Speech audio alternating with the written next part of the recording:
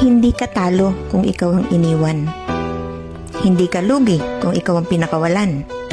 Dahil ang taong marunong magmahal ng buo, yan ang mahirap hanapin sa panahon ngayon. Baka ngayon masaya siya. Baka ngayon parang panalo siya. Pero balang araw, darating ang panahon na marirealize niyang hindi lahat ng mabait totoo. Hindi lahat ng masaya tatagal. At hindi lahat ng iniwan mawawala.